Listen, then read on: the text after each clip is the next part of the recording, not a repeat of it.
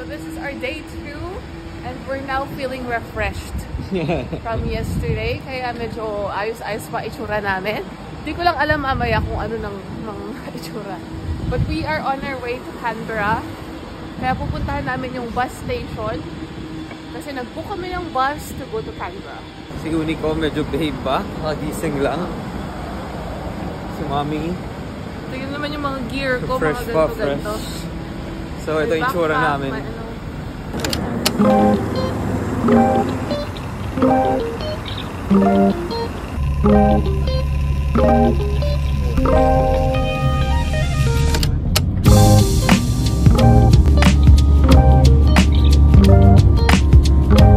Dito na kami sa Philippine Embassy, which is ito talaga yung pinunta namin dito. Alright, let's go.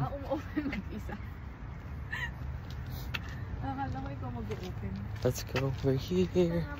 We're here at Philippine Embassy. Lakad kami sa Arawan. Kasi may pag-gate pa tong Philippine Embassy. Tingnan nyo. Para siyang ano, Malacanang. As in, papasok ka sa malaking compound. Tapos maglalakad ka. Naglalakad kami. Sobrang grabe yung vibes dito. Parang masyadong serious yung vibes dito. Kasi para siyang, ayun, naka-gated. May pag-gate and all. Tapos maglalakad ka talaga palabas ng compound, ganun. Wala lang, interesting. Parang di makabasag pinggan. Unlike sa mga Sydney, parang ito medyo okay. Pero ayun, tapos na nga. Ay, magbubuk na ako. Yung trip namin is for this... Love, I need to call na daan. For this baby boy. Pagkuha ng passport niya. Which is ngayon okay na. Tapos na. Babalik na kami ng Sydney ulit. Ang biyahe namin from Sydney, nagbus kami. So that's 3 hours. Mula kanina umaga. Tapos, ayun, nandito na kami. Tapos babalik kami ng Sydney, 3 hours ulit. Pero try namin kumain dito sa Canberra. Pero we just have a limited time na lang. So maybe malapit sa bus station na lang kami kakain.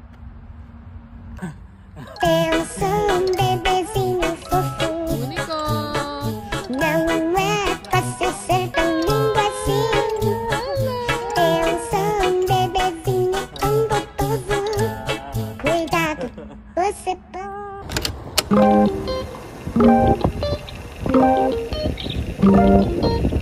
Ganap kaming kakainan. Quickie kain lang kasi 12 yung bus namin, bus ride. So kailangan mabilis lang kami dito. And yeah.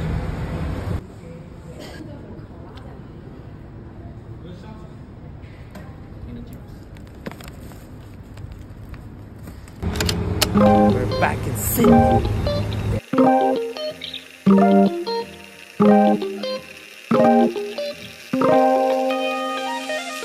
Ba't ka nakaupo dyan? Pagod ka na? Yun lang ba ang dahilan? Oo! Okay. Huwag kang magulo!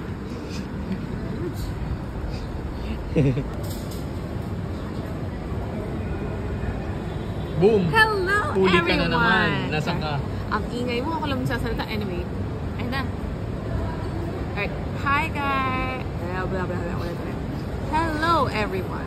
So once again, nandito na naman kami sa Chinatown. Kumakain ng Thai food. Kumakain kami ng Thai food ngayon. This is our day 2 and puro Asian food lang kinakain namin. Kasi syempre, ngayong nandito kami sa syudad, dito lang kami nakakain ng mga Asian food. Tapos kapag nasa probinsya na kami, hindi kami makakain ng mga, alam mo yun, sobrang craving is real. Craving is real talaga pag nandun kami sa Haridan. Tapos mga to, no? Talaga naman. Minu-minuto, bili kami ng mga milk tea, ng mga yogurt drink. Kasi nga, wala. Dito lang kami nakakainom yan. Kaya, diabetes is waving. Ito nga pala, ang aming special guest. Say hello! Hello mga guys! Hello mga guys!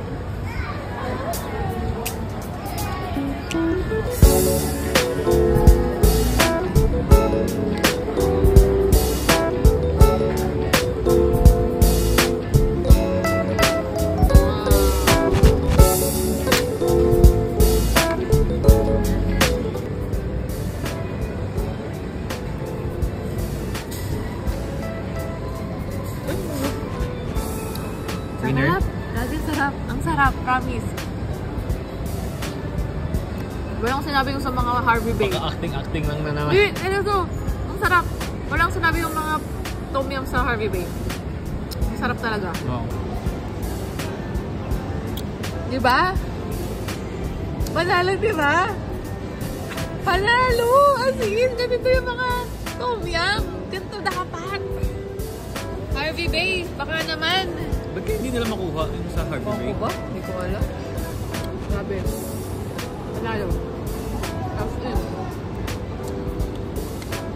Okay, so pad thai naman yung itatry natin. Kung legit na ba talaga yung pad thai nila. Teka, halu-haluin muna natin siya. Umuusok-usok pa. Minsan kasi may pad thai na matamis, may ano.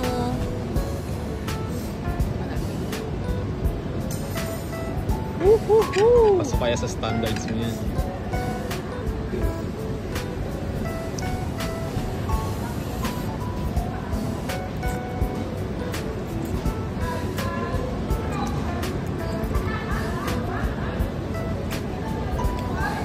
More on the ano siya, soy saucy side.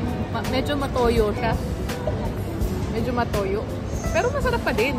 So anong prefer mo na pad thai dapat? Hindi ko masabi yung pad thai na, although hindi pa naman talaga nakakatikim ng authentic na pad thai.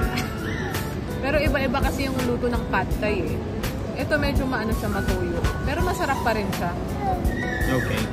But it's not the best for me, but it's good. Yun lang. Akin naman is pad krapaw. Tama? Pad krapaw. It's basically yung pad krapaw, giniling lang yan eh. Giniling. Ito, beef giniling. Pero, syempre, Thai foods. How was it? Finger? Sarap. Di siya yung parang giniling natin. Gusto mo mag-review? Okay. Okay, yun lang.